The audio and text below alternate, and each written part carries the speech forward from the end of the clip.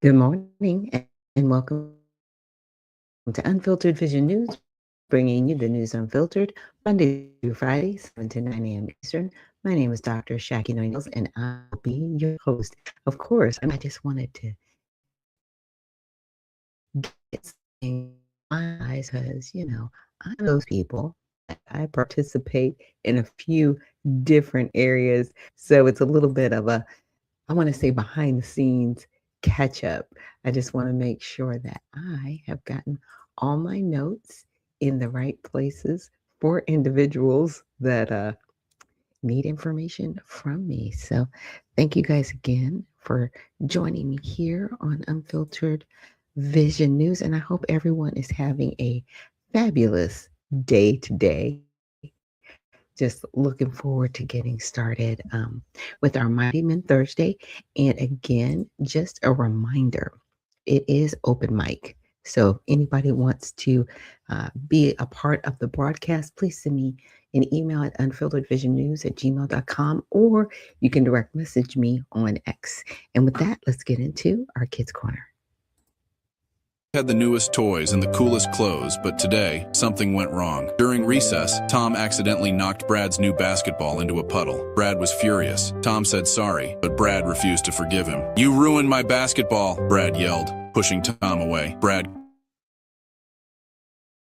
couldn't let it go. He kept thinking about how unfair it was, but his anger made him work later. Tom realized, was it really worth staying mad? Brad took a deep breath and walked over to Tom. "I'm sorry I got so mad. Do you want to play?"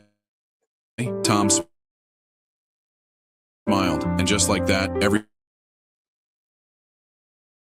was okay again. Sometimes forgiving someone's friendship and fun. Okay.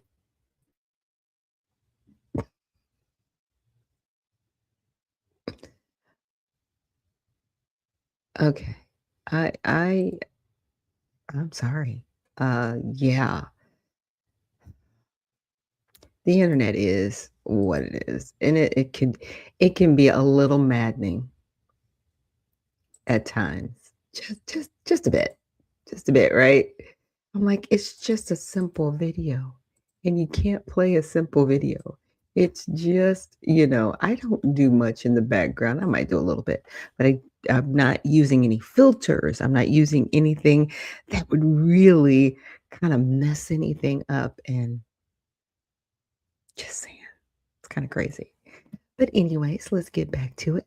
Let's get into honoring God with our bodies. And so, God, please guard our mind and our thoughts. God, help me fix my thoughts on what is true and honorable and right and pure and lovely and admirable. So I will think about things that are excellent and worthy of praise. God, please protect my ears from sin's damage. God, help me to be quick to listen, slow to speak, and slow to become angry. God, please protect my eyes from sin's damage. God, I make a covenant with my eyes not to look lustfully. God, please speak life over my mouth. God, set a guard over my mouth. Lord, keep watch over the doors of my lips. God, please help my hands to serve generously. God, help me to do good to everyone, and especially to those who belong to our family in the faith. God, please protect my reproductive organs. God, help me to honor you with purity. God, help me to honor you with my body. And God, please protect our feet as we walk along your path. God, let your word be a lamp for my feet and a light on my path. And today is, well, let's just say this weekend is a special new beginning, and it will be Resurrection Sunday. I know some people say Easter, some people say Resurrection Sunday, but I like saying Resurrection Sunday because it really focuses on the why. Why are we even gathering, right? We're not gathering because of bunnies and candies and eggs. We're gathering because someone sacrificed the ultimate sacrifice for us and rose again and kept his promise, right? All of that.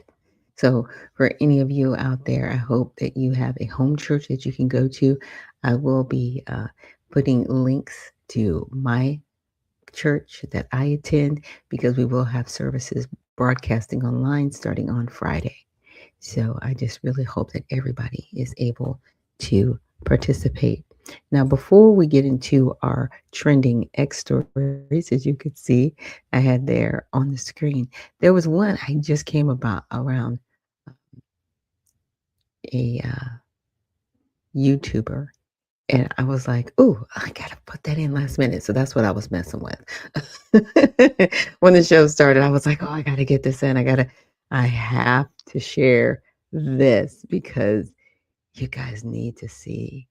You guys need to see this. It is something I've been talking about, and now someone is actually being affected because they're standing up for righteousness.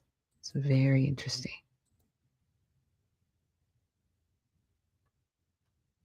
Microphone 1, then we'll go to microphone 3. Like, I'm always in therapy.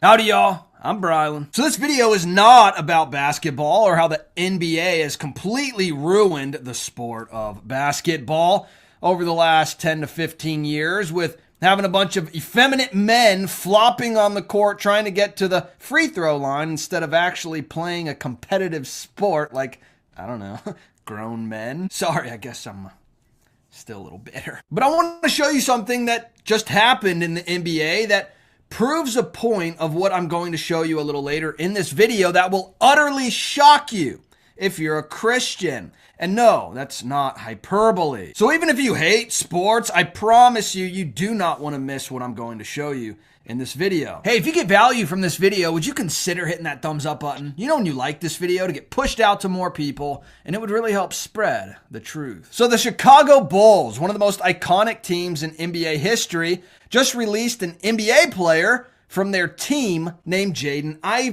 I mean, so what, right? Wrong. The Chicago Bulls posted this earlier. They said the team has waived guard Jaden Ivey due to conduct detrimental to the team. So what was the detrimental conduct? Well, it was a video that was posted to Jaden Ivey's social media.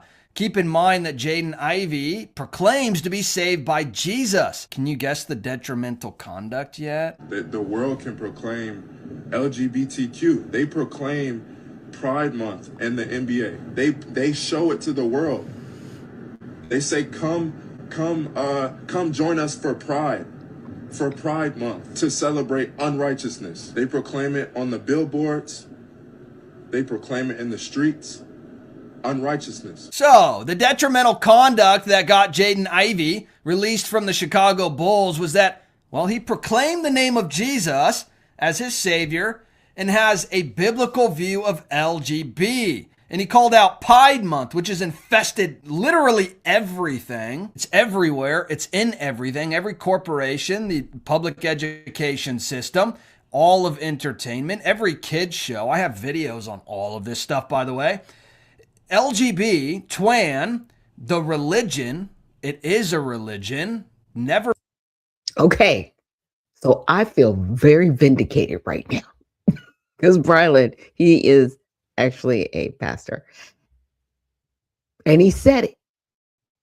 So I'm not the only one who's there waking up to this. It is a religion. We need to shut this down. Shut it down.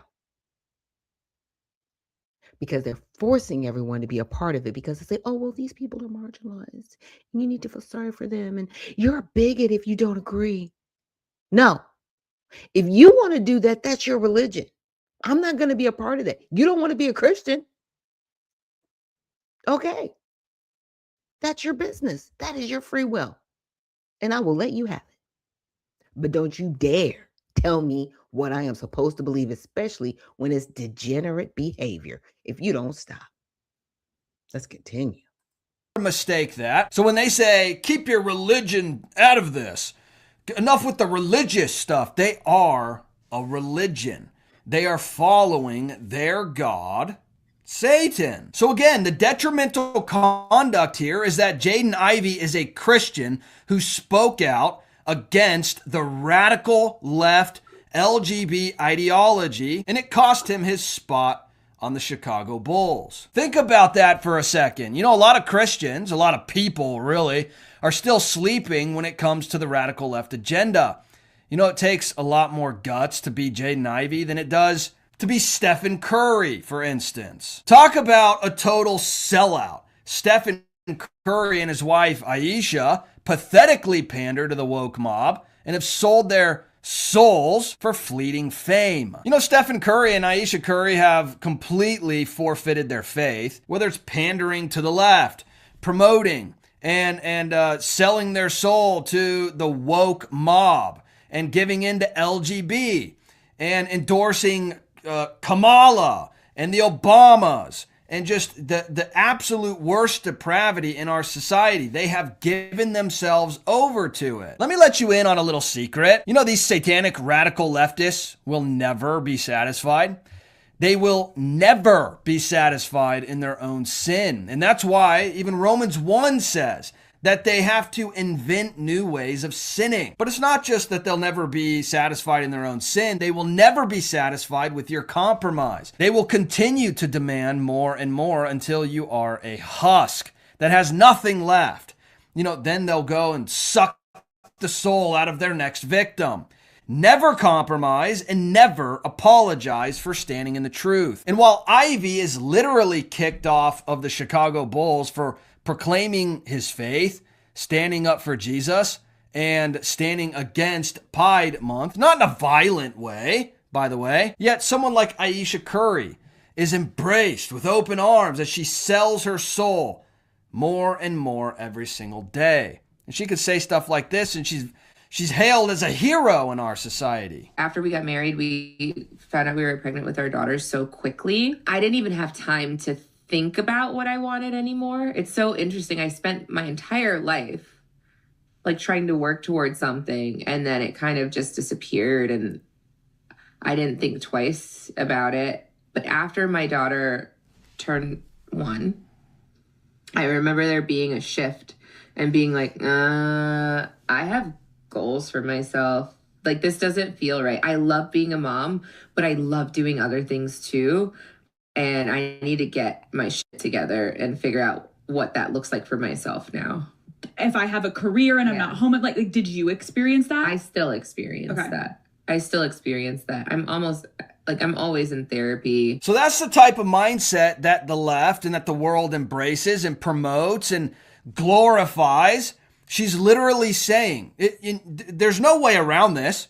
She is literally saying that a big part of her regrets getting married to Stephen Curry, and she regrets having children because, well, Stephen Curry and her own children are holding her back from doing what really makes her happy. And she's literally in therapy for it. She has such an eternal struggle with this that she has to go to therapy, when the real issue is the fact that she has let Satan come in and whisper in her ear. But the reality is that a woman with more money than you could ever imagine having has to go to therapy every single day because she is not content. Gee, I wonder why. In fact, Travion Henderson, who's a running back in the NFL, came out in support of Ivy, and this was so awesome. The world said this about Jesus. Some said, he's demon-possessed and out of his mind. Why listen to a man like that? The Pharisees wanted people to think that Jesus was actually being controlled. And I want to pause it right there and say good morning, Spud McKenzie. Thank you so much. And Spud says the mainstream media is trying to say he had a mental breakdown for what he said. That's interesting because just looking at this passage, they said the same thing about Jesus. They said he's demon possessed. They did. They did everything they could to demonize him and make him look like he was not the savior of the world. Mere men, that he could have called down a legion of angels at any given time and said, strike him down. He didn't do that because he knew he had to be sacrificed in order to save us. Telling us patience. Patience, which means long suffering. Let's continue. By Satan, that he was possessed by demons, and that everything he was doing was of the devil. And that's what they're trying to make it sound like with Ivy.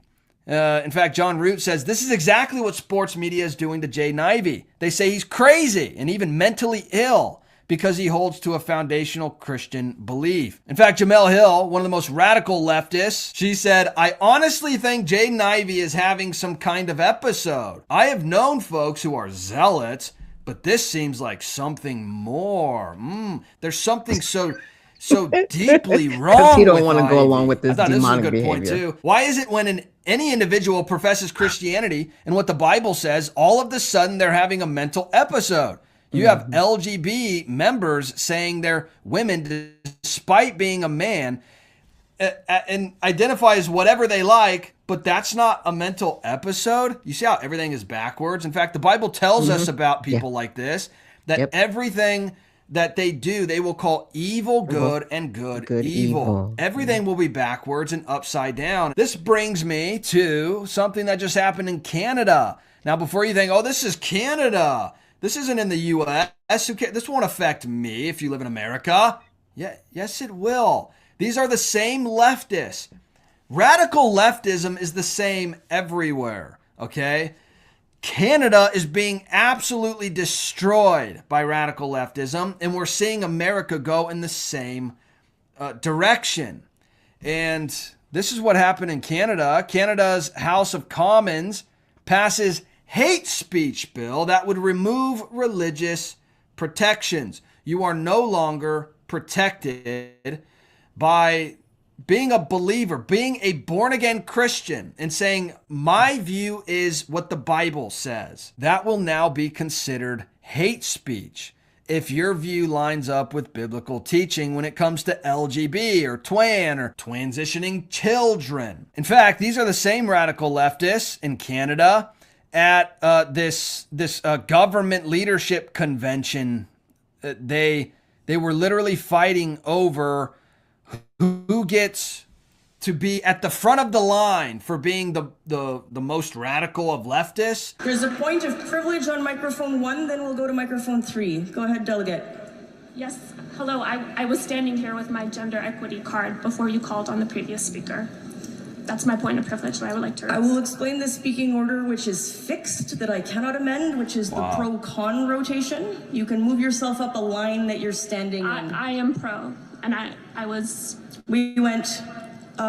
This is You went pro, insane. con. We went pro, and my plan was to go con. The speaker at con mic 3 also has a speaking card. Yesterday, this card was used in an inappropriate manner. I want everyone to be mindful that these cards for individuals like myself who identify as a Black woman have no value outside of this space. They're literally screaming and arguing for not being called on because they were raising a card that they were given that gives them privilege to go to the front of the line for being whatever the radical woke thing is that they are. These are the same type of leftists that are in America. Republicans are not the saviors of America. There's issues there. A lot I can't stand. But the alternative that many conservative influencers are telling you, just sit out this next election. Just give it to the left. This is what you're going to get. So if you want to end up like Canada, which we are very close to becoming, don't pretend like we're not. If the left take control, again, they will do everything in their power to do exactly what's happening in Canada. Hate speech will come back, and it will be scorched earth. In John chapter 17, Jesus prays for you and for me. It's absolutely beautiful. Go read John chapter 17 in its entirety, and you will be encouraged that Jesus Christ is literally praying for you. And he says this in verse 14, I have given them your word, and the world has hated them because they are not of the world, just as I am not of the world. I do not ask you to take them out of the world, but that you keep them from the evil one. They are not of the world, just as I am not of the world. Sanctify them in the truth. Your word is truth.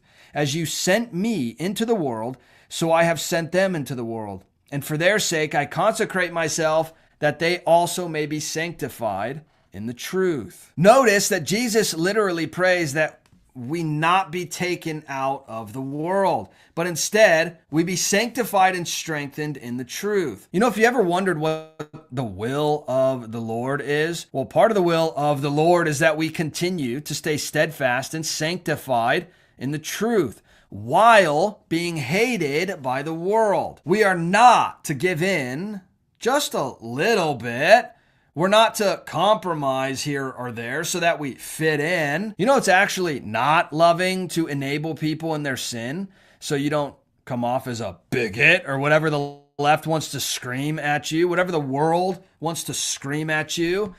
Well, you know, whenever you're tempted to compromise, remember the very prayer of Jesus Christ, our Savior, to stay sanctified in the truth, even when you're hated by the world for doing so. But hey, let me know your thoughts about all this in the comment section. Yeah, because I mean, there are times when you want to, I don't want to say lash out, but you're just like, oh, it's frustrating, right? And a lot of times, you have to remember this isn't against, this is a war not against flesh and blood, but against the principalities. It's spiritual warfare because, again, we have free will. Angels don't. Satan doesn't have free will, but he wants us to give up ours. He wants to destroy what he never created because he cannot have the worship. Yeah, it's sick. It's sick, but that's where we're at. That's what we are at. And so I wanted to, like I said, I wanted to start off with that video. And next, I wanted to go to the top 3 trending stories that I had at the time. Some of them have changed because, of course, when I'm starting a little bit early. And but I just wanted to get to these top stories trending on X. So Governor Ron DeSantis, he has signed House Bill 445, known as Missy's Law, mandating custody for those convicted of violent or sexual felonies awaiting sentencing. It takes effect on July 1st.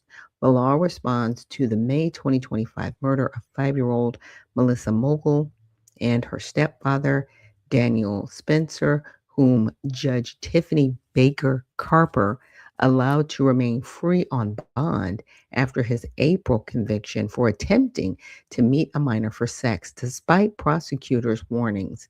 DeSantis called the ruling an outrage at a Tampa signing ceremony and urged lawmakers to impeach the judge, with Attorney General James Uthmeier labeling it as a dereliction of duty. No proceedings have started yet. So basically, now it would be interesting if that were to happen. And the reason why I say that is because there have been so many instances around the country, especially in New York, where people have been released from prison after committing some violent crimes and then they kill somebody because they're not held, right? It's that whole cashless bond thing. It's like, well, they're too poor to afford bond.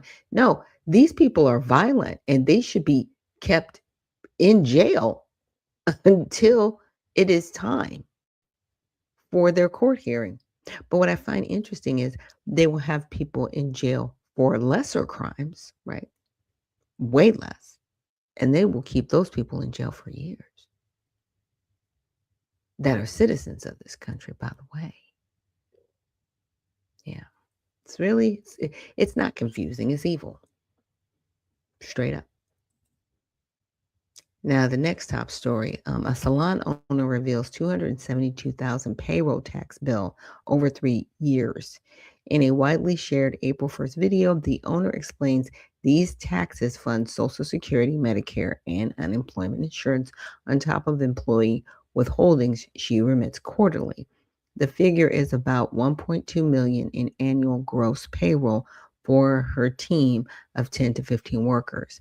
So reactions split between outrage over the burden on small businesses and reminders that the funds support essential programs like healthcare and infrastructure. It's weird. Like, for a small business to almost pay the same as a large corporation with 10,000 employees makes no sense. Makes no sense. But that's how they get it. That's how they're destroying small businesses. So let's watch the video.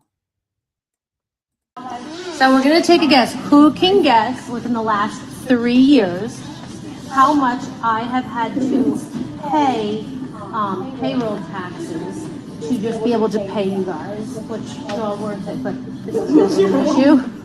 How much do you think I've paid in payroll taxes? It's just a tax that I pay to pay you guys. In the last 3 years. Oh, 3 years. In the last 3 I'm years. gonna say 60,000. I think 80,000. I said 100,000. I'm gonna go 85. 90. Okay. You want to weigh in, Liana? How much do you think in the last 3 years I've had to pay in payroll taxes? 45,000. Okay, you all ready? No. You want to guess? 1,000? $272,000 to the U.S. government just to pay people that you will also pay your taxes on as well. And then when you go to buy something, you will also be taxed on the item that you are purchasing. I feel awful. No, I'm gonna you're also, and then you get paid, and then your paycheck's half of that because you're also paying taxes. And then when you go to purchase something, you will be paying taxes. And we pay for the same thing. The U.S. dollar is taxed 1 million times before it even ends up in someone's hand. So, We used to like go to war for taxing. no taxation without representation. I could buy a house with that. Yep, me too. No wonder. Anyways, love you all. Yeah. And I had broken down a couple months back when we were talking about the 16th Amendment and the whole income tax that was instituted by Woodrow Wilson, and looking at how 40% of your earnings go to taxes. 40%. It's egregious, and it needs to stop. And where it stops is people take a pay cut. I would love to see all of the members of Congress cut their salaries in half. They're making like what, 174,000 right now? Cut it to 80,000. Put a cap on it. Forever and ever, amen. You can never make over $100,000. You should never be making more than what American people make. And if we are to base it on that, you should be right above the poverty level, right?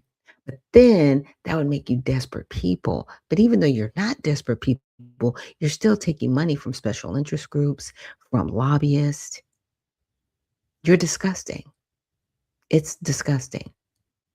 But if we were to lower your salaries, if we were to shrink government, which we need to do, our taxes would be lower.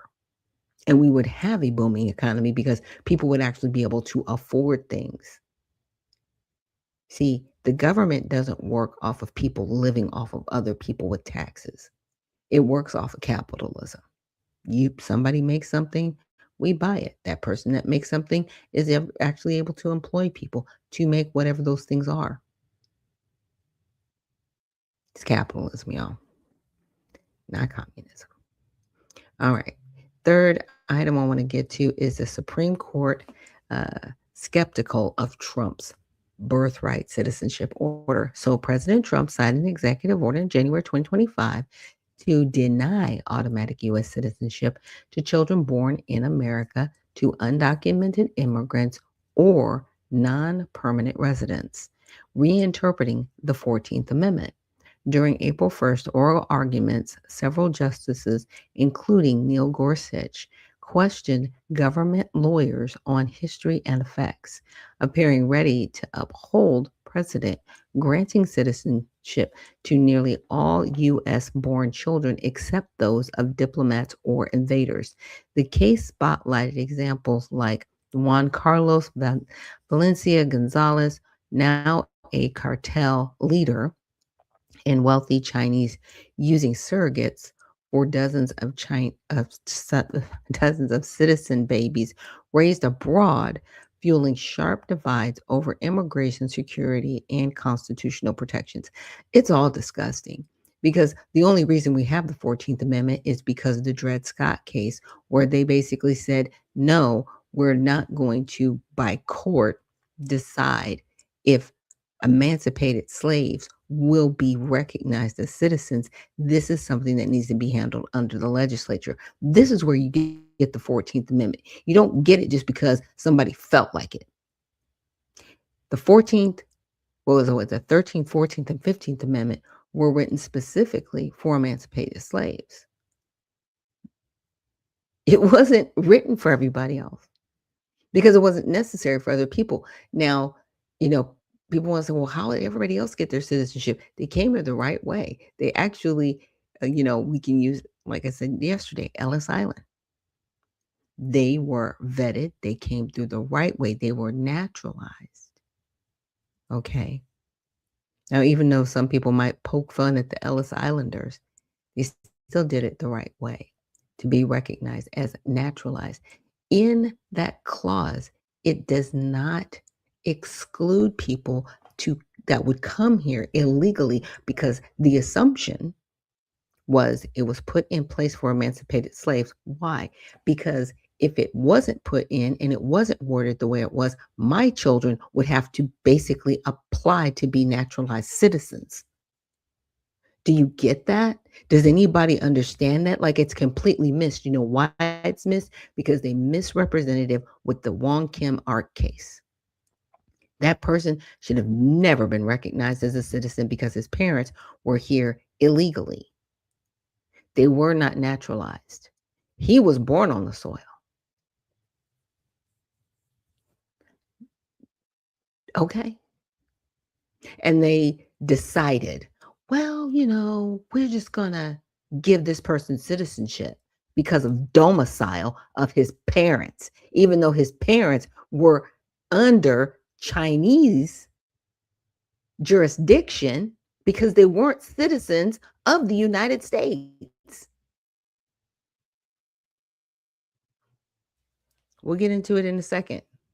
But I'm just saying, it's on its face, it's harmful because you took something that was put in place for me. Because like I said, without it, my children would not be citizens of this country in perpetuity. That's why it says born or naturalized.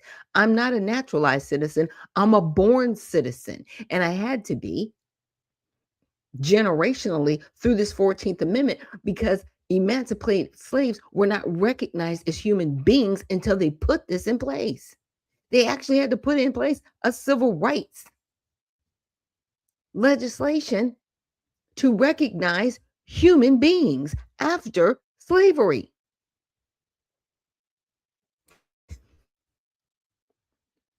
It's maddening because people want to say, well, no, it's just soil and anybody. No, it's not. It's not, and it's never argued from this purview. And I'm a little bit over it because you're misrepresenting the law. It was written for emancipated slaves so that their generationally, descendants would be made whole and citizens of this country. It is only recognized to this group of people, but nobody really reads the arguments. They just assume what it says and they interpret it how they want to. Why would I think any less of people who can't even interpret anything right? Why would I think any less of them? You don't care about this country, but you want all the benefits of it. Yeah. So get into looking at what happened with the case yesterday. And then we will, like I said, get into a little bit of the research that I did about the case, the arguments. Again, I'm a little bit over it, but like I said, it's because it's argued from the purview of making people here illegally citizens and people who are non-residents citizens, when it wasn't written that way, and it wasn't written for them. It was written for emancipated slaves and their descendants, period, the end. That's why it says or naturalized, because if somebody is naturalized here, they are recognized as a citizen, but they have to be naturalized. So they're recognized and their descendants are recognized, so that their descendants don't have to continually go back and say, well, I'm kind of here. Yeah. And it's because my people were naturalized and we are recognized as citizens of this country. That's it. That's all you got. But you can't hide under born if you are not a descendant of chattel slavery, because it doesn't apply to you.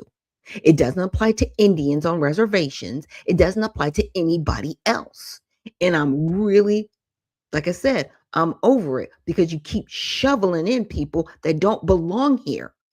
They don't belong under the 14th Amendment. When this Kim Jong-ark person, he never belonged under the 14th Amendment.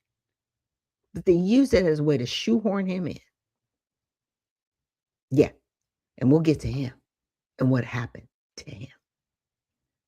Okay. But let's look at the first comments from Roberts. Are 5 exceptions to citizenship that you do accept? Yes, depending on how many you count, Justice Thomas, how you count them. What is the underlying rule of law that you use to connect these 5 exceptions? Sure. So as I just said, all of the exceptions involve situations where that U.S.-born child is not subject to the jurisdiction of the United States, because that extraterritoriality, the fiction of extraterritoriality, the interaction of another sovereign between the United States' jurisdiction and that person applies to the child as well as to the parent. Everyone else born in the United States is subject to the United States' jurisdiction. To answer Justice Barrett's question to my friend, that's what sets those exceptions apart from other U.S.-born persons. We've heard a lot of talk about Wong Kim Ark, and you dismiss the use of the word domicile in it. It appears in the opinion 20 different times, and including in the question presented and in the actual legal holding. And the government doesn't want it to be overruled because it's willing to rely on that particular fact in that case. Isn't it at least something to be concerned about, to say that since it's discussed 20 different times and has that significant role in the opinion, that you can just dismiss it as irrelevant? Well, Mr. Chief Justice, I think we have to look at what the controlling rule of decision is in Wong Kim Ark. Justice Gray takes pains in the majority opinion to set out his analysis. He first starts with a premise that in construing the 14th Amendment Citizenship Clause, we look to the English common law. That was the rule that applied from the colonial era on, at least for the colonists and for European immigrants. He then says, look, Chief Justice Marshall tells us in the Schooner Exchange what subject to the jurisdiction means, again looking to the English common law. Under English common law, if you are born in the dominions of the sovereign, you owe natural allegiance. And those who are present in the dominions of the sovereign owe temporary allegiance for as long as they're present. The only exceptions, again, at common law were ambassadors, people born on foreign ships, and people who were born during periods of foreign occupation. He then gets to the government's favorite page, 693, where he says, look, we have had this rule in the United States as to citizenship, at least for white Americans, from before independence. The purpose of the 14th Amendment was to embrace that universal rule of birthright citizenship, to embrace and incorporate the common law exceptions with the single additional exception of the pre-existing exception for tribal Indians that we had in the United States, which is an analogous exception, and that's the closed set of exceptions. You can't make sense of the holding in the case without looking to the controlling rule of decision, which is the common law. And I think my friend agrees that under English common law, domicile was not relevant, and the children born to temporary visitors in the territory of the sovereign were always considered birthright citizens. Well, Ms. Yeah. So you can hear from the language, in my opinion, assumptions and how you interpret it, but never stating why it was even put in place in the first place.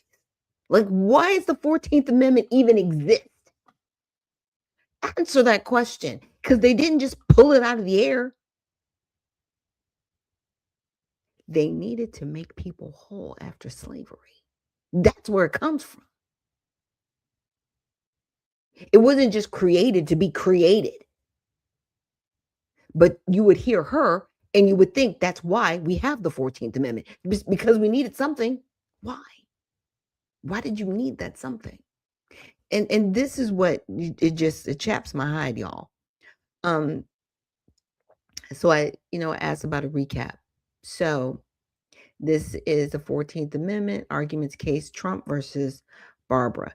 The high-profile dispute challenged the constitutionality of President Donald Trump's executive order, right, 2025, that sought to restrict birthright citizenship under the Citizenship Clause of the 14th Amendment. Now, here's the background of the case. The 14th Amendment, ratified in 1868, states all persons born or naturalized in the United States and subject to the jurisdiction thereof are citizens of the United States and of the state wherein they reside. The reason it was written this way, it was to make slaves whole, or people that were naturalized whole, in recognizing the United States as citizens. Okay? And they're subject to the jurisdiction thereof.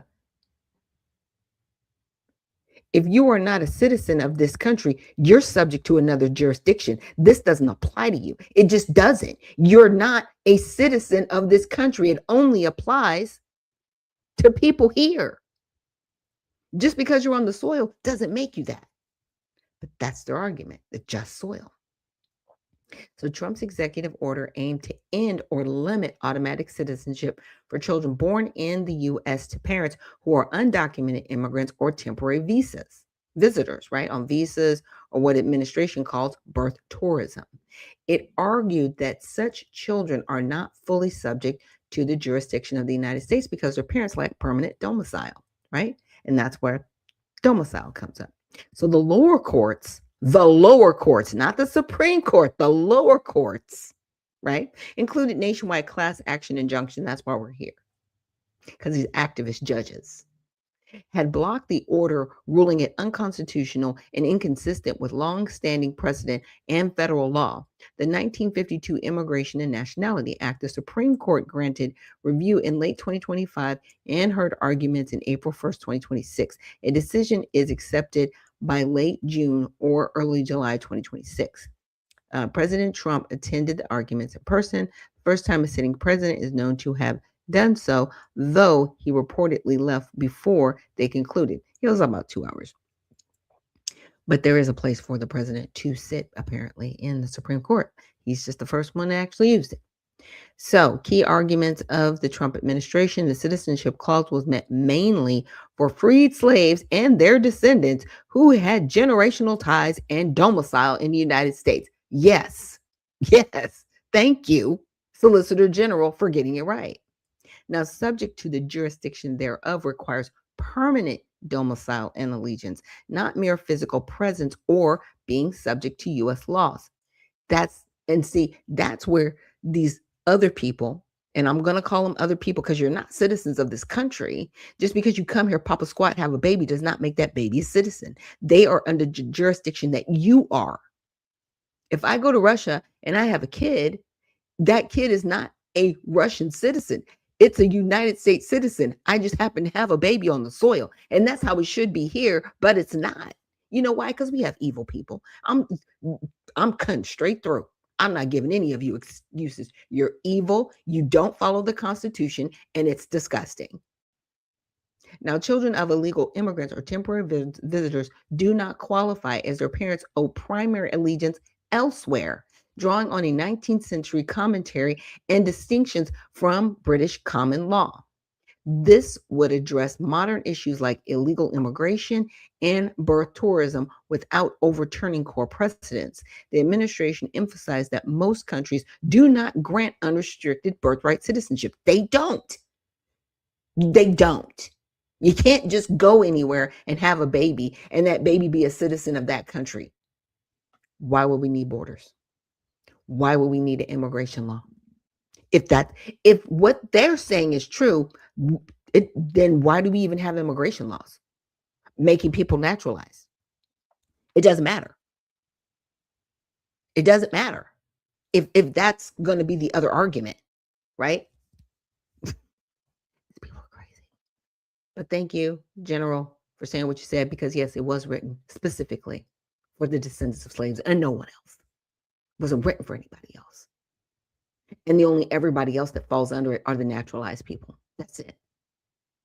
You're either a descendant or you're naturalized. That's it. That's the measure. But here they go. So here's the key arguments from the ACLU, which they hate everybody. Okay. The 14th Amendment codifies the common English law. We're not under English common law. We're not. We're not. We have a constitution. The rule just soil, citizenship by soil birthplace. That's a lie. Because again, I can't go to England and have a kid and that kid be a resident of the UK and I just get all the benefits of being, it doesn't work that way. You want it to work that way, but it doesn't. So making virtually everyone born on US soil a citizen, with narrow exceptions, children of foreign diplomats or invading armies. And that's the key, because they didn't want to be invaded and were being invaded. Ooh. Anyway, let me keep going. This was ratified in a landmark 1898 case. Here we go. This Wong Kim Ark, which held that a child born in the U.S. to Chinese immigrant parents who were not citizens and faced exclusion laws. So his parents were not citizens, so he should not be a citizen. And they said was still a U.S. citizen. Domicile was deemed irrelevant under the common law rule embodied in the amendment. They misinterpreted the law. They did. Because he's not chattel slavery. He was never a slave. He was never a descendant of chattel slavery. His parents were not naturalized, meaning he was not naturalized. Everybody was illegal and everybody should have been deported. But somehow they just decided to give him citizenship because of domicile. Well, they lived here, so that makes him a permanent resident. What? Yeah. The executive order attempts to rewrite the Constitution. It's not rewriting the Constitution. It's actually upholding the law that everybody's broken for decades, centuries, by the way, via unilateral action, contrary to the amendment's text, history, precedent, and federal statute. It would create uncertainty for millions of Americans' citizenship. They're not Americans. They are under the jurisdiction of wherever their parents were at because their parents are still illegal and not naturalized. It's real simple. It's real simple. Exceptions to birthright citizenship are narrow and frozen at the time of the amendment's ratification. Modern policy concerns like immigration do not change the constitutional floor. And here's the thing. Our Congress has never really outlined it. Every time you go to anyone in Congress, they just want to call out Wong Kim Ark. They never call out really any laws of birthright citizenship. It's just been an assumption. It's been a lie that's been carried forward for decades, over a century, and then people are just supposed to accept the lie. It's a lie. You cannot just be born here, just soil, and be a citizen. That is a lie. That is not the intent of the 14th Amendment, period. And I need people to get it right. I need you to get up off of Black Americans that are being harmed by this. And in proxy, harms everybody else. It's just gross. So the Chief Justice Roberts called aspects of the government's domicile theory quirky and reminded that it's the same Constitution. Barrett questioned whether the administration's logic would have denied citizenship to children of newly freed slaves. It wouldn't have. The core group the amendment targeted and pressed on the scope of expressions, right? That's weird. She questioned whether the administration's logic would have denied citizenship to children of newly freed slaves. What are you talking about, ma'am? It was written for us. That's why, just because people are in position doesn't make them smart. You just got the job. It does not give you any intelligence at all. Sorry. I don't care how much legal work you've done. That's kind of a crazy thing, but here we go. So Kavanaugh highlighted key phrases subject to the jurisdiction thereof and asked about whether exceptions are fixed in time. Justices pressed both sides on historical context, the meaning of domicile, right? Wim Kim Ark's holding, and practical implications, right? Determining a newborn's domicile status, because their parents are not naturalized here. So how can an infant have domicile that was just born? It's illogical. It makes no sense. And we'll get to that. Now, liberal Justices Jackson appeared to view the challenger's position as more aligned with settled law and history. So the government faced tough scrutiny on whether the interpretation required rewriting the amendment's original public meaning or departing from common law principles accepted at ratification. So overall tone and likely outcome. So media outlets like CBS, SCOTUS Blog, NYT, BBC, etc., describe the arguments as leaning against the Trump administration's effort to limit birthright citizenship. The justices seemed reluctant to upend a principle, not the law, a principle. Wow. Upheld for over 150 years that has shaped American identity. However, some conservative justices probed the potential narrower ways to address policy concerns without a broad ruling. This was not a ruling, it was just oral arguments. The transcript is available at Supreme Court and on C-SPAN covered it. So I said, can you give a brief definition of the word domicile and how it was used in these arguments? So domicile is a person's permanent legal home. An infant cannot have a permanent legal home, which cracks me up that they're just like, well, they have domicile. How? How? If their parents just got here 2 weeks ago and then they were born here, how do they have permanent domicile? They don't have a permanent legal home. They don't live here.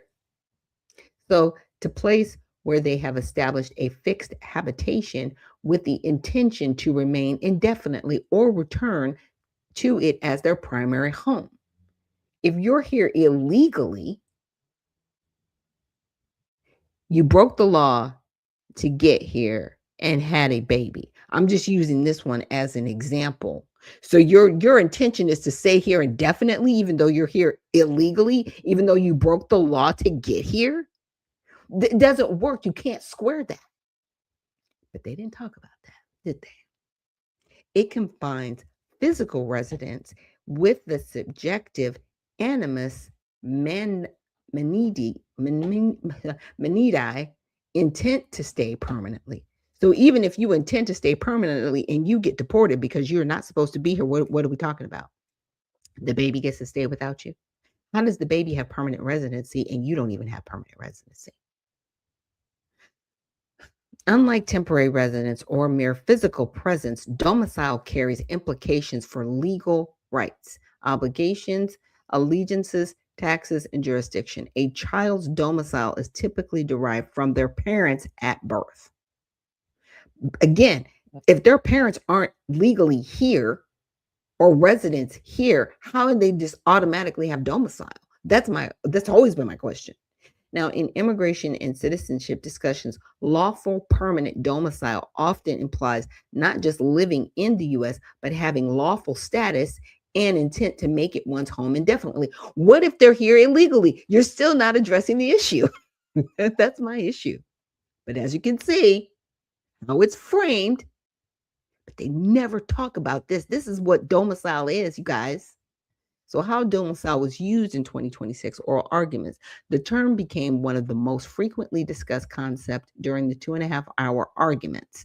It was central to Trump administration's effort to limit birthright citizenship under the 14th Amendment Citizenship Clause. The Trump administration position, subject to the jurisdiction thereof, requires political jurisdiction, meaning primary allegiance to the U.S. and full reciprocal protection. This allegiance is established through lawful permanent domicile. Lawful, not unlawful. So these people coming over here illegally, they don't have lawful domicile.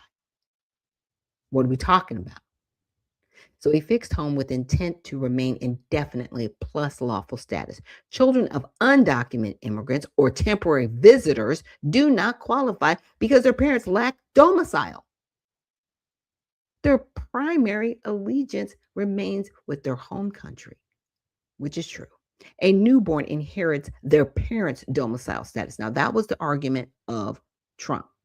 That's Trump arguments. They distinguished this from the United States Wim Kim arc, where the Chinese parents were lawful permanent residents domicile.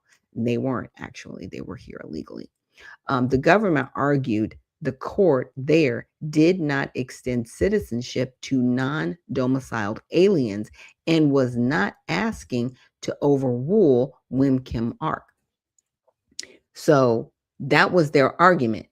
But again, I will go back here to where it actually outlined Wim Kim arc here.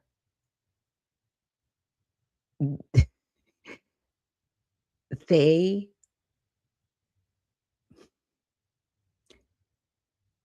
were not lawful residents here. They were here illegally.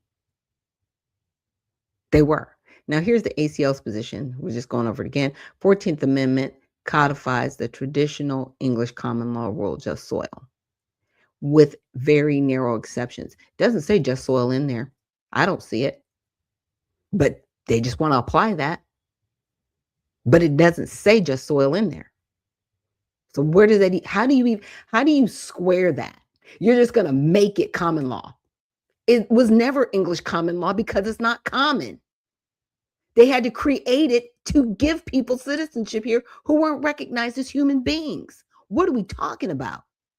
The stupidest lawyers. I'm telling you, lawyers are dumb. Yeah, I'm going to say it. Yeah, you spent, 12 years in school and you did all of these things. And some of y'all are just the most, you make no sense at all. You're common people and you have no common sense. Just disgusting. You would do whatever you have to do. You will sell your soul for evil, by the way, to justify what you want to get done. This is why some people can't stand attorneys. Because you know how to argue yourself into a pit and you will take everybody with you. I said that. Now, domicile is not a constitutional requirement for birthright citizenship. Wow, y'all just making up the rules as you go along. The word does not appear in the 14th Amendment text. No, it doesn't. Mention of domicile in Wong Kim arc was just a factual description of the case, not a limiting part of the holding. But it was only mentioned over 22 times.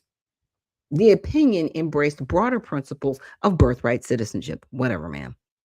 Undocumented immigrants can establish domicile if they reside here with inherent intent to remain. So you can just be here illegally. not a citizen. You can vote. You can do whatever you want to. You don't have to abide by any of the laws. Why do we have laws then? Why do we have immigration laws? If this is what you're saying is true, undocumented immigrants can establish domicile, then why do we have immigration laws? Why are people paying thousands of dollars to become legal citizens of this country? Why do we have over 300 legal ports of entry if people can just come here and do what they want to do? I'm sick of the ACLU. Y'all need to be banned. You are a terrorist organization, period. You are terrorizing the citizens of this country. Lord, I'm hot. Gotta put my fan on. My goodness. Let me get down to this other question. So I said, what happened to Wong Kim Ark after the case? Because nobody ever talks about what happened to this person. They always use it just like they used Roe v. Wade, trying to justify abortion. Because that child was actually born. That woman never had an abortion. Go back and read what really happened with Roe v. Wade. Okay? So the Supreme Court ruled a 6-2 ruling. This is for Wong Kim Ark, right? Born in San Francisco in the early 1870s to Chinese immigrant parents. Okay. Was a U.S. citizen by birth under the 14th Amendment. He was released from detention and allowed to re-enter the United States because he ended up leaving. And when he tried to come back, they were like, you're not a citizen. And that's how we got here to this case. So he continued to work as a cook in San Francisco. In 1901, a few years after the ruling, he was briefly arrested and imprisoned in El Paso, Texas, on suspicion of being unlawfully in the country. It took about a year and significant effort before authorities again recognized him as a citizen. He made several documented trips back to China, his ancestral village, and successfully returned to the U.S. 1905, after the first ruling, and then 1913, he married in China and had children there while supporting his family from the U.S. So they stayed there, and he came back here to work to support them.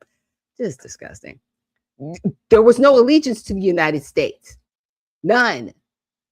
And they claimed domicile based on his parents and shoehorned him into the 14th Amendment, which he had no rights to. We'll get to that. So in 1931, around the age 60, Wong made another trip to China. He filed paperwork stating his intent to return to the United States. He never returned to America. So he just went to China at 60 and never came back. Okay. The exact date and circumstances of his death are unknown. There are no confirmed records of when or where he died after 1931. So even with the Supreme Court victory, Wong and his descendants faced ongoing struggles in the U.S. immigration authorities. Several of his sons tried to enter the U.S. claiming citizenship through their father, just sanguilis, right? Because my dad was born on the soil, then I'm automatically a citizen. It didn't work that way. Some succeeded after long battles or appeals. Others were accused of being paper sons. Yeah. A common practice where people claimed false family ties to enter, detained, or deported. One son, possibly grandson, served in the U.S. Merchant Marine after being drafted during World War II. So Wong's win was a huge legal precedent for birthright citizenship, but in practice, Chinese Americans still dealt with heavy scrutiny, paperwork requirements, and skepticism from officials from decades afterwards. In short, Wong lived quietly as a cook in San Francisco, traveled back and forth to China a few times, but ultimately stayed in China after his 1931 trip, with his later life and death largely undocumented as U.S. records. Okay, so were his parents legal citizens? Because that was what we have to get to, right? No, his parents were not citizens. So you allowed somebody to be here illegally. They were not naturalized, right? Now, here are the key facts from the case and the record. His father and mother were both subjects of the Emperor of China, meaning they were Chinese citizens or nationals by birth and allegiance. They were not naturalized here. They did not give up their citizenship of China to be U.S. citizens. So how can the baby have domicile? This is where it comes back to the question. We're not questioning people that are naturalized here, that have babies here. We're questioning people that are undocumented and are not naturalized, having children here, and then those children just automatically getting U.S. citizenship. It should not work that way, and it doesn't work that way on its face. But somehow it was granted under this case, which makes no sense. They immigrated from Taslan, China, and lived in San Francisco for many years. By the time Wong was born in 1873, they were lawful permanent residents.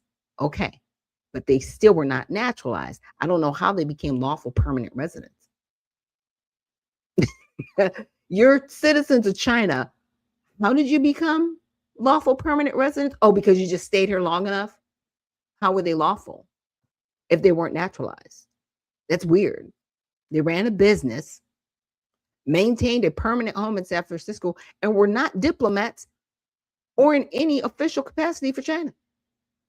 They were never eligible to become naturalized U.S. citizens. The Naturalization Act of 1790 and later versions up to 1870 limited naturalization to free white persons. And the Chinese Exclusion Act of 1882 explicitly barred Chinese immigrants from naturalizing. So they just said that they were just lawful permanent residents. Don't make any trouble and we won't deport you. But they were never naturalized. They were never U.S. citizens. How did you end up giving this person citizenship? It makes no sense because I'm just looking at it. It makes no sense. But the Supreme Court's opinion repeatedly described them as parents of a Chinese descent, who at the time of his birth are subjects of the Emperor of China, but have a permanent domicile and residence in the United States. That's why domicile kept coming up, and she kept trying to back off of it because she knows if you dig deeper, these people were not naturalized and they couldn't be under U.S. law at the time. It's just disgusting how even then, just disrespectful to Black Americans who were emancipated slaves, made whole under the 14th Amendment, and then you bastardized it under this person. Yeah, I said it. It was wrong. And it needs to be corrected. Fix it. I don't care whose feelings are hurt. Forget your feelings. Fix this. Just gross. Just gross. So I will connect this. I have to breathe. I need to take a break for a second. But thank you so much for joining me here on Unfiltered Vision News. And when we come back, we will get into more of this discussion about the Supreme Court oral arguments on the 14th Amendment. We'll see you on the other side. Lineage, legacy, leverage. Genealogy is the lane. Community is the destination. But care, that's how we get there. At TBAT Task Force, we don't just research history. We reclaim what was stolen. For Black American descendants, proving who you are is the first step toward reparative justice and recognition. Get 4 hours of expert research, a verified certificate, and a care-based session to guide your next steps. A $155 contribution doesn't just fund your search, it fuels 5 community positions. It's a cycle of growth. Ready to claim your history? Start your journey or book a free care call today. Your legacy is waiting.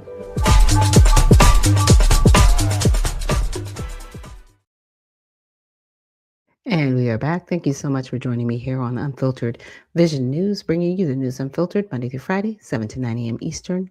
My name is Dr. Ashaki Noni Nichols, and I will be your host. And Uncle Coldwater says, who are the people that are giving arguments that's supposed to support us, are they doing a good job or not? Because I'd rather have you, founder, represent the people. Well, thank you for that. I appreciate that. Well, right now we have the, I guess he is the, I don't want to misquote his name, but he's the general. Let me go back to get his title. He is the Solicitor General, D. John Sawyer. And here's the problem with a lot of these cases. Black Americans, and when I mean that, I'm not talking about people that are melanated. I'm talking about people that are descendants of chattel slavery. It is very rare that we are self-represented in any of these cases. We are represented by people that it doesn't affect them because they don't care. So they don't argue it from that perspective. Now, like, let's just say the whole thing with Ghana, and we use that as an example in the United Nations. It was a non-binding vote, but it was really a temperature check, right? To just see how people felt about chattel slavery and if they saw it as a grave injustice. It was a grave injustice. But here's the insult to injury. After chattel slavery was over, after we had reconciliation, the Confederate Army was released and they wreaked havoc on the Black community, putting in redlining, right? Jim Crow laws, sunset towns. You harm Black Americans after slavery. We don't talk about that. And now you want to have further insult to injury with this 14th Amendment. They never put people in the place that can actually argue it from a proper perspective, because you know what? Then that means you would actually have to get something done. Yeah, I said it. They make sure that we can continue to live in a circular way. And then they ultimately want us to blame one another. I don't blame the people coming here illegally and having children here on this soil recognized illegally. I don't blame them. I blame people that are allowing it to happen. That's who I have an issue with. I've got an issue with our congressmen and women in the House and Senate allowing this to happen. Their ideology has done nothing but destroy this country because they are not upholding the rule of law. You cannot insert English common law, which people love to do, in a place that has a constitution and it has rules. We do not live under English common law and rule. But attorneys will argue that within legislation, which is why there was actually legislation put in place to never allow attorneys, lawyers, to be a part of our legislative body because they knew it would end up like it is now. They knew that these attorneys would come in and literally upend and try to destroy the Constitution. They're never supposed to be allowed to be lawyers. But here we are. But you know what? At the end of the day, I know God is greater than this. I'm just glad everybody is out on the table now. I am so glad we are getting everybody on record of what their positions are. So let's go to Jackson. I will have everybody's links there so you can go back and watch. But for the sake of time, I want you guys to listen to Jackson's response. So I want to understand how you are responding to the government's argument that because temporary visitors and undocumented immigrants are still governed by their home countries, and in the government's take on this, you can't have you can have allegiance to two different sovereigns.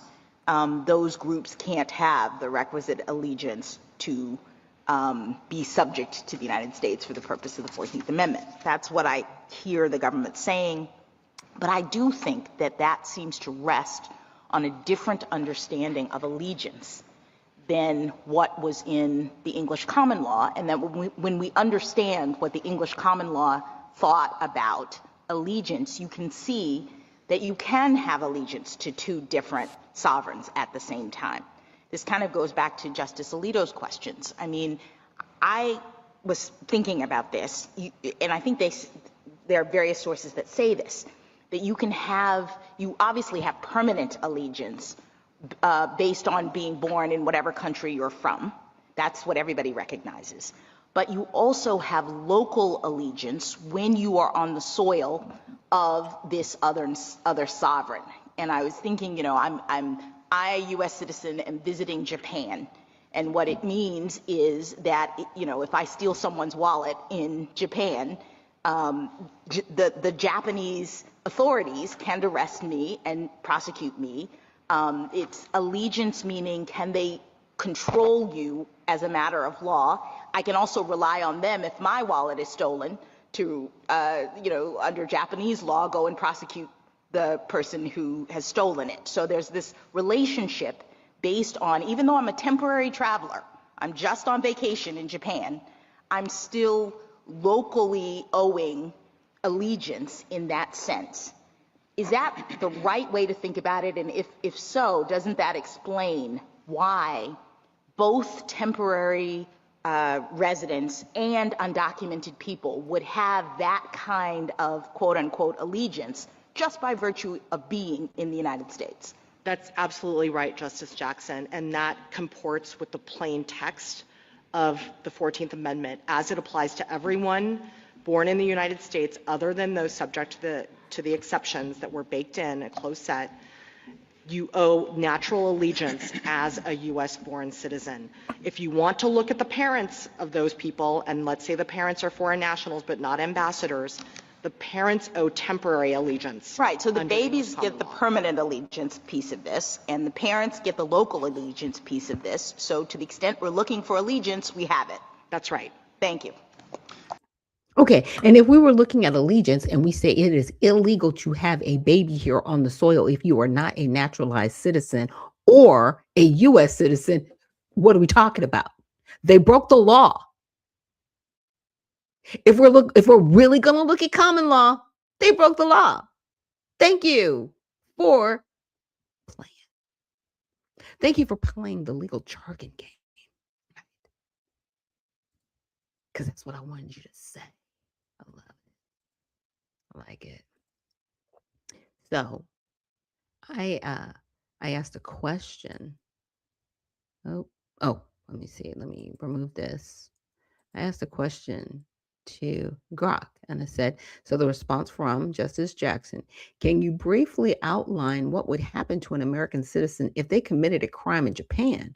Would they be arrested and removed from the country? I'm just saying, because she said, if you stole something, you would be subject to their laws, right? Yes, an American citizen who commits a crime in Japan is fully subject to Japanese law, just like Justin Jackson's example. She noted that a U.S. citizen visiting Japan could be arrested and prosecuted there for stealing a wallet, illustrating territorial jurisdiction and local allegiance while present in the country. Okay. So that's what I was like, okay, all right, well, you're right for that. But I said, would you be deported? Would you be removed if you broke the law? Step-by-step overview based on Japan's criminal procedure for foreigners. This general outcomes vary in individual circumstances. Japanese, a high conviction rate, 99%, and the system emphasizes investigation and confession. So arrest and initial detention, right? They can arrest you for suspicion of crime, detain you for 48 hours. They inform you there's interrogation process, extended detention, pre-indictment. If needed, a prosecutor can arrest, and a judge usually approves detention for up to 10 days, extended for another 10 days. No routine bail at this stage. The U.S. Embassy can visit if notified and provide a list of lawyers, right? So the embassy can come in for you. Indictment and trial. If prosecutor finds sufficient evidence, you're indicted and become a defendant, right? Sentencing and punishment. So minor offenses, a fine and sentence, probation, like 1 to 5 years. Serious offenses, prison, time served in a Japan facility. Okay. U.S. citizens may request a prisoner transfer treaty to serve part of the sentence back in the U.S. Deportation and removal. It's not automatic for every crime and not immediate removal upon arrest. after conviction serving the crime, right? So likely deported if sentence is imprisonment without suspension for 1 year. Drug-related offenses, drug convictions almost always lead to deportation. Okay. Possible to remain temporarily if you have strong ties to Japan. But okay, see what we're talking about? If you have strong ties, you can stay. And immigration authorities grant special permission, though visa renewal may still be denied later. Those without strong ties or with expired visas are typically deported after release or conviction. So they escort you out of Japan. You don't get to just stay there. Yeah. Why did you want to use Japan as an example? We don't uphold our laws. We don't uphold our laws, and we allow people to break the law, whoever we like. And right now, the Democrats like illegal immigration, and they've exploited it, bastardizing the 14th Amendment. Because as I showed you, if we want to use common law, fine. They've broken the law because they're here illegally. They've immediately broken the law. They've immediately become criminals, and nobody should be allowed to have any benefit, even if their child is born here, because they came here illegally. How do you square that? You're calling them undocumented. They're criminals. What are you talking about? So it really goes back to that. Chaps Mahad. And Patty Cake says Judge Brown was a better bench judge in D.C. than the Supreme Court. And David Gardner says Americans talking about abuses abroad is a bit rich. You guys have living in a racist country that has no rules. Magazine does and says, okay, what you're saying makes no sense. But all right, these criminals broke the law. Look, this is about criminal behavior. At the end of the day, people are here illegally and they need to be held accountable. You cannot just come here illegally and have the baby on the soil and the baby be a citizen of the country. That is part of this argument. Now, what I'm saying is, if they are going to really bring in English common law, according to their own argument of English common law, the person that comes here illegally and has a baby, they have to go because they've already broken the law. They're already in violation of common law. You can't be in violation of common law and then say, well, the baby born here is justified. What? You can't do that. It's either one or the other. Either you say, if you come here, you're not going to be considered illegal if you have a baby here. You would have to say that, but you can't because you've broken the law coming here illegally. You can't square the two. And that must have been a bot because I was like, who talks like that? And if you do talk like that, I need you to kind of figure it out because I could not understand what you were trying to get to. Long pre-chart definition. Okay, so we're still talking about Japan. Yeah, but I had to bring that up. I really, really did. Now, I wanted to get to some of the, I want to say would they be counter protesters? So these were people protesting the people that were for birthright citizenship. Okay, it was Danielle and Zoe from Chicago Flips Red, and they were protesting the people that were in favor of birthright citizenship.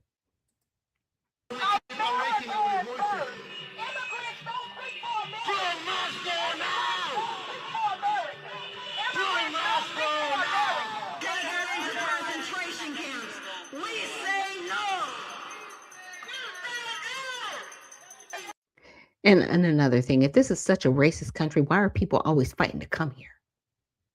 Huh? If this is such a racist country, why are you here? Get out. You don't have to be here. Bye. See ya. Deuces. Go away. If this is such a racist country, why are you having your children here in mass? If this is such a racist country, Yeah, it's that part for me.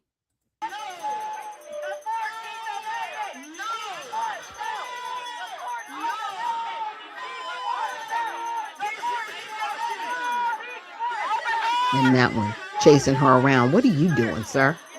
If you don't leave her alone.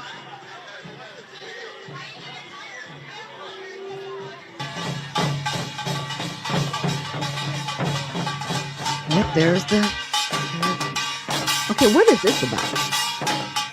Okay, here's my thing. Y'all are talking about we're citizens here, and was anybody out there with a flag, American flag? What is this nonsense? This is some tribal stuff from another country. No, it doesn't belong here in the United States. What are you doing? You're making the argument that we want you off the soil. You're making the argument that we don't want you here. You are not trying to assimilate into America. Go back to your country and do all that. But you won't, because your country isn't free like ours is, where you can actually do this. That's why you are here. As racist as you say it is, that's why you're here.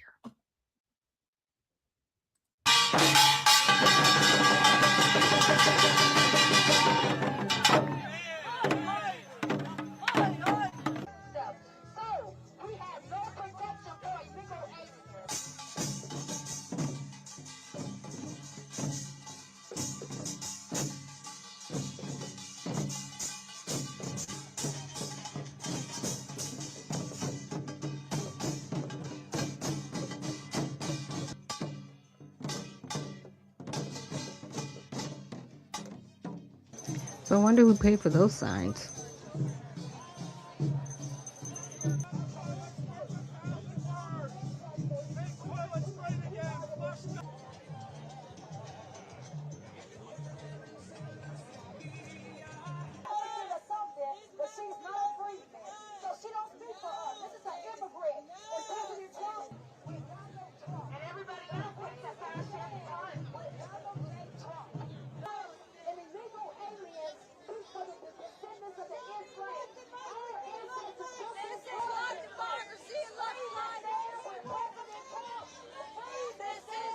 Working class organization. Our members are Black, Latine, and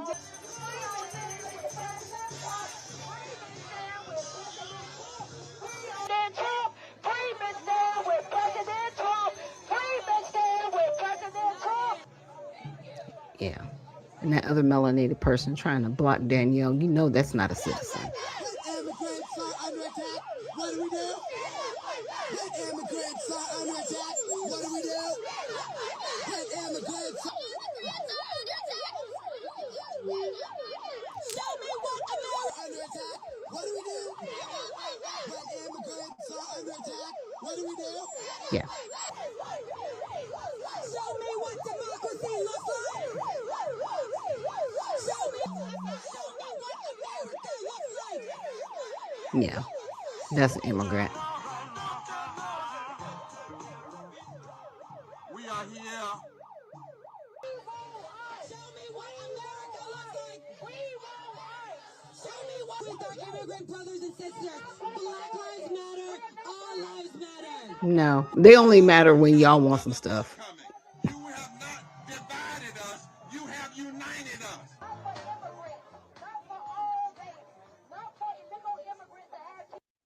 Yeah. Because see, you can't have it all. You can't have, how should I say? You cannot have a country of laws while at the same time destroying the laws. Okay, again, if you were going to go back to the common law rule, that's fine. But these people still have to be here legally, and they're not. And those are the people you're not talking about. And it actually comes to birther tourism too, because they're still not domiciled people. That's why you wanted to stay away from that conversation. See, the only reason why the Wong Kim Ark person got the status he did is because his parents were at least here and domiciled. Because again, it was illegal for anyone of Chinese descent to become a naturalized citizen in the United States. It was illegal. That's why he got caught up in Texas. Okay? He tapped out and just left and stayed in China. I get it. Because you weren't welcome here. Period. It's not a slight. It's just facts. It is what it is. Now, I want to get into a few other articles that actually kind of pertain a little bit. So let's check this out. Ms. Del Bene. Thank you, Mr. Chairman. Thank you, Mr. Bisignano, for joining us today. I'm deeply concerned that you don't take the responsibility to protect Americans' their sensitive information seriously. Under your leadership, you allowed the IRS to violate taxpayers' privacy tens of thousands of times, as has been mentioned before. This is a catastrophic leadership failure, and it also really is a huge hit on the public's confidence in your agency's integrity.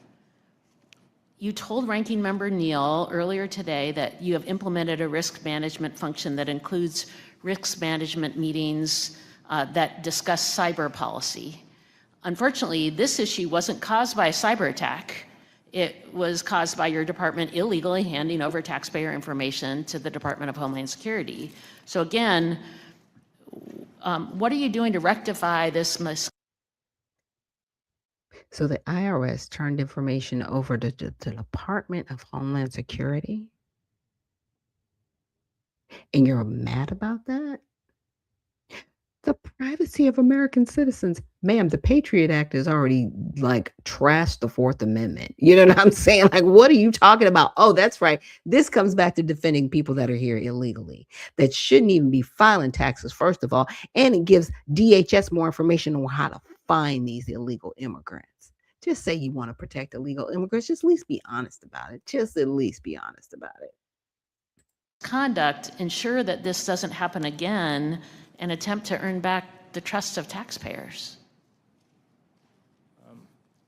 Probably never said this, so I'll say it now. Obviously, all these events occurred before my tenure. So, but I oversee the organization, and it's my responsibility to get it right. And I don't know how often you all have overseen a risk management function and understand the depth of a risk management function in what is really a large organization protecting Americans' privacy, increasing collections, and driving higher service. But does your risk management do something to make sure that people internal to the agency are not providing illegal information to other agencies? You haven't clearly stated that you're making sure that that does not happen. One, there's an ongoing litigation on this matter. So you are not prepared to say that you are going to make sure that... No, I'm going to make sure. I'm just trying to make a point that your words are not gospel, right? The words you're using, the numbers you're using, there's a litigation, and I'm not going to comment on it. I am overseeing the agency. There's a kind of old axiom that you can't fix something if you don't know it's broken. Do you acknowledge that this has been broken and needs to be fixed at the IRS to protect taxpayer information? I'm fixing more things than you want to think about. So you don't acknowledge that in the IRS. And we also need to hear from Homeland Security and the President about this infringement on Americans' privacy protections. And I am co-leading a resolution. No one's cared about the protection of anybody's privacy, all the breaches that we have annually. I think it's just a quarterly celebration when our information is breached and you get that letter saying, hey, you know what, there was a breach. Sorry. Your stuff is all over the internet, or your stuff has been on the black web, or hey, yeah, just in return, we'll give you just, free access to Experian for a year just to make sure that nobody completely destroys your life by taking over your identity. You care now. You care now because all the illegals that you brought over here are going to be found out. That's why you care, ma'am. You don't care about American citizens. And who are we even talking about? What? It's crazy. resolution of inquiry with Representatives Gomez and Sanchez that would require the executive office of the President, Treasury, and DHS to provide information to Congress regarding the IRS's improper disclosure of confidential taxpayer data to ICE. Normally, we'd be able to debate this kind of privileged resolution rule in committee, but earlier this year, Republicans snuck a provision into a House rule that prevents these kinds of resolutions from receiving any consideration in committee or on the floor. And it really is a cowardly attempt to undermine transparency for the American people. One of our jobs in Congress is to conduct oversight. In late January, the Treasury Inspector General for Tax Administration, TIGTA, released a memo outlining concerns about the IRS's readiness for the 2026 filing season. Similar to the National Taxpayer Advocates report, they cited concerns related to staffing reductions, growing inventories, and incomplete modernization efforts, whatever you want to call that. And they also highlighted potential customer service delivery challenges related to closed taxpayer assistance centers. These centers are responsible for assisting taxpayers in person, and during last year's filing season supported about 1 million taxpayers. So, Mr. Bisignano, are you taking any steps to reopen these centers? Spent a lot of time on the taxpayer advocate letter and on the Inspector General's letter. And I think the results you're seeing in performance today show Are you going to reopen these centers? Showing the mitigation factors that went into. We are serving more Americans across the board right now. So you're not going to reopen centers because in person is critically important. We get the feedback in our offices. This weekend, we had our taxpayer experience day and saw twice as many people as we did last weekend in our taxpayer centers. So there were taxpayer centers closed before I came on board. I have not closed the taxpayer center since I've been here. But you are and not we are serving more Americans than we ever have. You are not going to reopen these, and we hear it from constituents across. All of us do, folks struggling to get information from the IRS. So we also know that 40 more million Americans accessed information. Thank you, Mr. To be served. I yield back. Yeah, she had to yield back because, you're in the tank for all the illegals. And Spud says, my mom has a heart condition. She went to the ER last night. Oh, we were praying for her. I'm so sorry. I just called to give her a wellness check and she cursed me out for interrupting her watching Unfiltered Vision News on her phone. Oh, well, thanks, Mom, for watching, and we're praying for you. I hope you're doing okay. I really do. And all that. So thank you. And also thank you for watching. I definitely appreciate it. And JJ says, good morning, peace and blessings. Don't call her again, but she don't get mad at you, man. She watching me from the phone, bro. Just saying. Now, I wanted to go over that a little bit, the whole situation with the IRS, because it is a little bit confusing. So I said, is the argument in this video to not share information across agencies? If so, why is it wrong to share information across agencies, right? Because the woman said, why is the IRS giving information to DHS? Okay, so no, the argument in the video is not to not share information across agencies in a general sense. Okay, so it actually argues, Delbene criticizes the IRS for illegally handing over sensitive taxpayer data, tens of thousands of violations to other agencies, DHS and ICE, right? She calls it a catastrophic leadership failure that undermines public trust in the IRS ability to protect privacy. She presses Berzano, the gentleman that you heard, on what he's doing to prevent internal staff from providing illegal disclosures to other agencies. She also mentions a resolution of inquiry involving the Executive Office, Treasury, and DHS to investigate the improper sharing. So why is unauthorized sharing of taxpayer information wrong? right? Taxpayer data held by the IRS is protected by strict federal law, primarily Section 6103 of the Internal Revenue Service Code, right?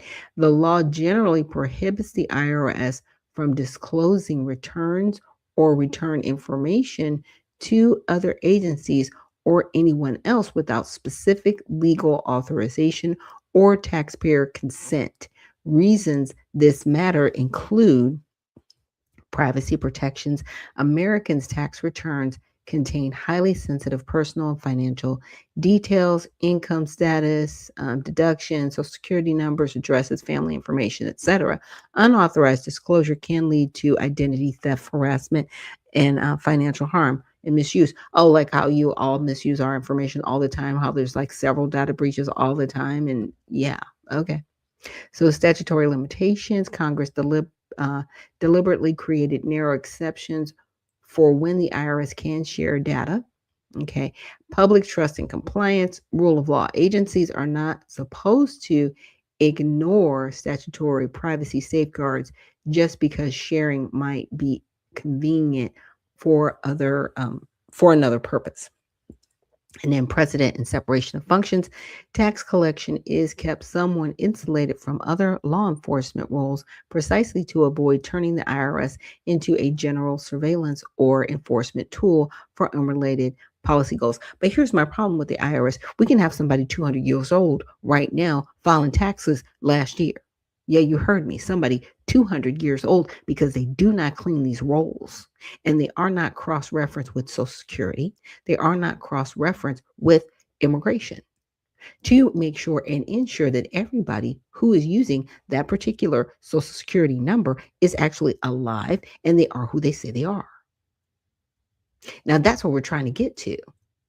But you want to make all these like blocks and guardrails so you can keep your people here illegally. I'm really sick of it. You people are the worst. We actually pay you to work. And the more I see videos about people in Washington, I was like, we hired you? Really? I'm appalled because my taxpayer dollars are going to pay you. And you are just the rocks on the floor. Just not intelligent. It's bad. It's really bad. So, would sharing this information reveal a person's legal immigration status? Yes. That is why we are here. I'm telling you, the Democrats, you can't hide anymore. You can't. You can't. Yes, sharing certain IRS taxpayer information with DHS ICE can reveal or help confirm a person's legal immigration status, but indirectly and in limited ways, not by directly stating this person is undocumented. So they can tell the difference between people that are here legally or illegally if that information is shared from the IRS. Should somebody who's here illegally be able to file taxes and get a tax return? I will sit back and wait. They shouldn't, but they get an ITIN number so they can't file taxes. What? Huh? This is only as bad as it is because it's being allowed. And they're just people that need to go to prison. There are people that just need to be removed from office. There's a lot of things that need to happen. But I'm just saying, some things, I'm like, ooh.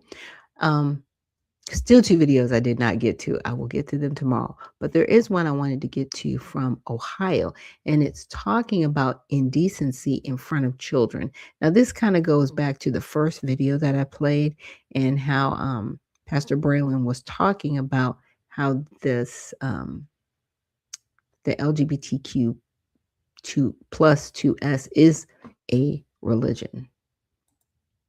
What do you believe will prevent you from doing regular drag performances in front of adults? Well, through the chair to the representative, I believe that the language is so vague that it does not allow an opportunity to clearly define what an adult cabaret space is versus what a performance space may be.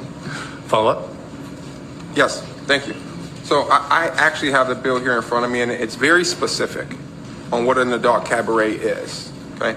and that it's a performance that is obscene or harmful to juveniles, which is found in 2907.01, the definition. It's clearly defined, it's been defined for a very long time, not only in Ohio, but in the United States. And it says if you engage in obscene conduct in your performance, that you can't do it in the presence of a minor. Right. It doesn't say you can't even do it in the presence of adults. There's even an exception, you can do it in a private residence or anywhere where children are not present. So that means the only thing it is prohibiting is obscene performances in the presence of minors. And the definition of obscene performances, it says things like depicting sexual activity, masturbation, sexual excitement, nudity, in a way that represents human beings as mere objects of sexual appetite. Why do you think drag performers should be able to engage in simulated masturbation, simulated sexual activity in the presence of a minor? Because that's the only thing that the bill bans.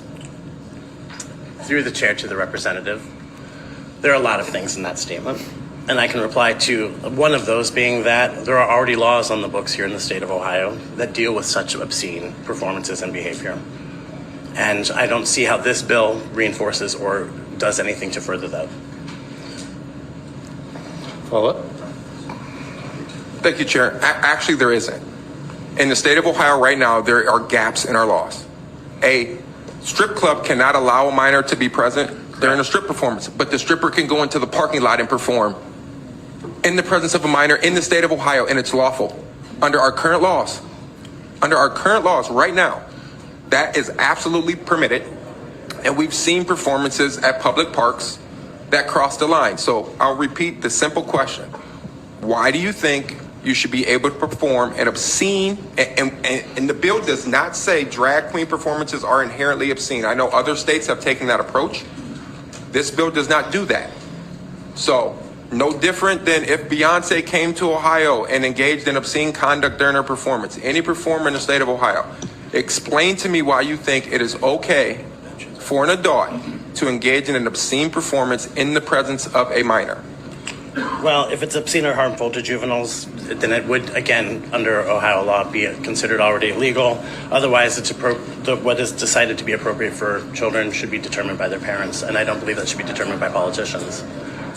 So, again, and then it goes on. Yeah, so that individual doesn't care.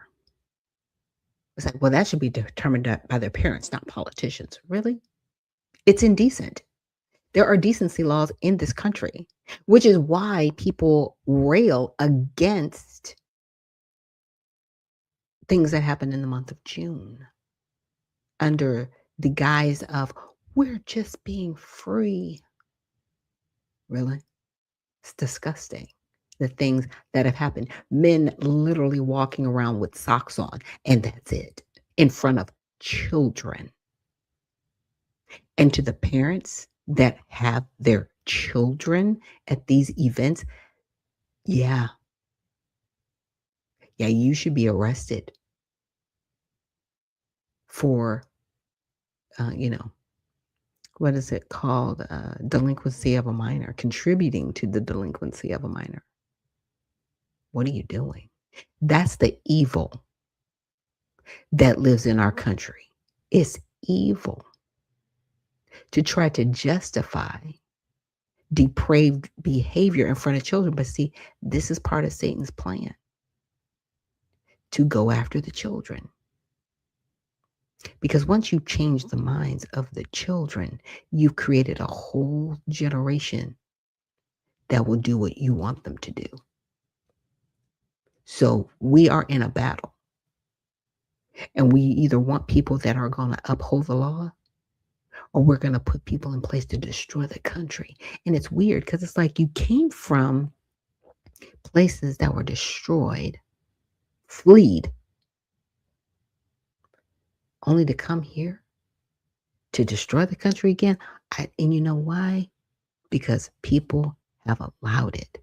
And they've encouraged you to break the laws. They've encouraged you to destabilize the country. But you know what? There's a remnant of us that are going to stand up against that. Because this is our home, and we will not stand by and let it be destroyed by anyone. I know that New York Post video that I had, and it had Zoe and Danielle, and it seemed like there were a few of them, but at least in that few, faith like a mustard seed, we're going to turn this around. And like I said, that very slim argument, they keep trying to bring in common law. Okay. Because even under common law, you still have to be here legally present. And these people are not here legally present. And they did not claim domicile here either. Birther tourism and people coming over the border illegally. So thank you for that contribution to the oral argument. I just hope that people are intelligent enough to see